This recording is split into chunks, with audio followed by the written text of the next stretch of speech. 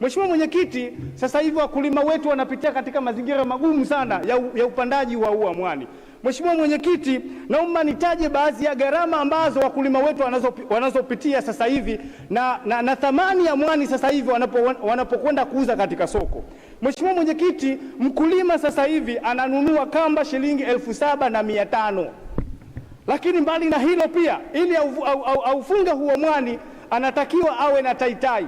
Na tai hiyo donge moja ananunua shilingi 6,500. Lakini mbali na hilo pia, Mheshimiwa Mwenyekiti, mkulima huyo atatakiwa apate vijiti.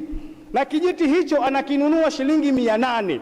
Kwa hiyo ukifanya calculation, mkulima huyo ili apate kuupanda mwani wake huo anatakiwa awe na shilingi 14,800. Kwa hiyo akivikamilisha hivi vitu ambavyo gharama yake ya shilingi 14,800, maana yake sasa mwani huo mpaka anaupanda, anaumaliza, lakini pia anauanika, anaenda kuuza sokoni, maana yake atauza ni sasa na kilo 20. Thamani yake ni sasa wana kama shilingi 20,000. Kwa hiyo ukitoa shilingi 20,000 na shilingi 14,800 kwa ajili ya hizo gharama za upandaji, ni sasa anapata faida shilingi 5,200. Ni fedha ndogo. Mkulima huyo anakaa zaidi ya miezi mitatu kuusubiria mwani unakuwa mpaka anauvuna, anapata faida ya shilingi 5,200. Ni fedha ndogo mno. Mimi naamini kwa kiwanda hichi kweli kitaweza kuleta suluhu kwa wakulima wetu. Kwa hiyo niwapongeze sana kwa maamuzi haya mazuri. Maamuzi najua ni magumu. Miaka 5 ya Daktari Hussein Mwinyi, kwa kweli jambo hili halikufanyika, lakini mwanzoni sasa hivi mwaka wake huu wa kwanza ametuhakikishia kupitia taarifa ya Mheshimiwa Waziri kwamba ifikapo mwezi wa 7 kiwanda hichi kitaanza rasmi kuweza kufanya kazi. Kwa hiyo nipongeze kwenye eneo hilo, lakini pia thamani ya mwani wa kuuzwa sasa hivi kwenye soko lazima ifikiriwe zaidi, ili mkulima huyo akaenda kupanda basi apate fedha iliyokuwa nzuri na iweze kuleta tija kwa wakulima wetu. Kama tunavyofahamu, wimbi kubwa ambalo linalolima huu mwani ni kina mama ambao wako kando kando ya bahari. Kwa kweli tukiwasaidia kwenye eneo hili, kweli tumewasaidia wakulima wetu na itaweza kuleta furaha kwa wakulima wetu ambao tayari wako vijijini. Mheshimiwa Mwenyekiti, ukiachana na hilo pia nimpongeze sana mwenyekiti wa Zanzibar Maisha Bora Foundation, mama yetu Mariam Mwinyi, kwa kuwa champion wa kusimamia kwenye zao hili la mwani. Kama unavyofahamu, mama huyu haiwezi kufika miezi mitatu hajakutana na wakulima wa mwani. Haiwezi kufika miezi mitatu hajatoa mshahara wake kuwasaidia wakulima wa mwani kwa ajili ya kamba, taitai na mambo mengine mbalimbali.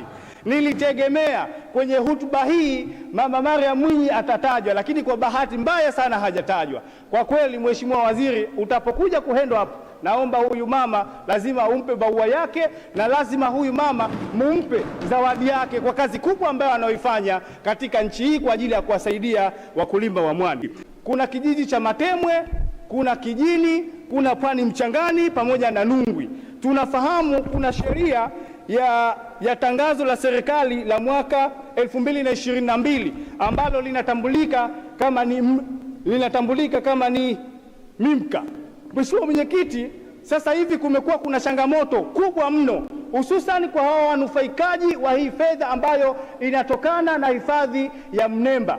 Mheshimiwa Mwenyekiti, ni muombe sana wizara, inawezekana ni muombe sana Mheshimiwa Waziri, inawezekana akawa mgeni kwenye maeneo haya, lakini nakuomba sana mara baada ya kuhitimisha hii, naomba sana uende kwenye maeneo yetu ya Pwani Mchangani, eneo la Matemwe, Kijini na Nungwi, ili ukakutane na hawa wavuvi ambao wananufaika na huu mgao wa fedha kupitia hifadhi ya Mnemba. Sasa hivi kumekuwa kuna changamoto kubwa. Wananchi wangu wa Pwani Mchangani hawanufaiki na fedha kama ilivyokuwa sheria ambavyo inavyowataka. Mwaka jana walipokea zaidi ya milioni 15. Kiutaratibu inatakiwa wapokee zaidi ya milioni 30. Hii imeleta mkanganyiko mkubwa sana. Ukiwauliza watu wa Matemwe, inaonekana wao wamepata mgao wao kama ipasavyo. Ukiuliza maeneo ya Nungwi wamepata mgao wao kama ipasavyo, lakini maeneo mengine huku mgao wao hawapati ipasavyo. Kwa hiyo nikuombe sana Mheshimiwa Waziri, fanya ziara, lakini pia kutana na hawa wavuvi ambao wananufaika na huu mgao wa fedha, ili sasa kuwatafsiria hii sheria, lakini pia kufahamu mapato yao. muda gani na wakati gani wanapokea na kwa kiwango gani, ili kuepusha matatizo ambayo yanaweza kuja kusababisha maafa huko mbeleni. Tunaomba wizara ifikirie maeneo ya Pwani Mchangani. Kuna eneo kubwa, soko lilokuwepo lile limeshakuwa la zamani.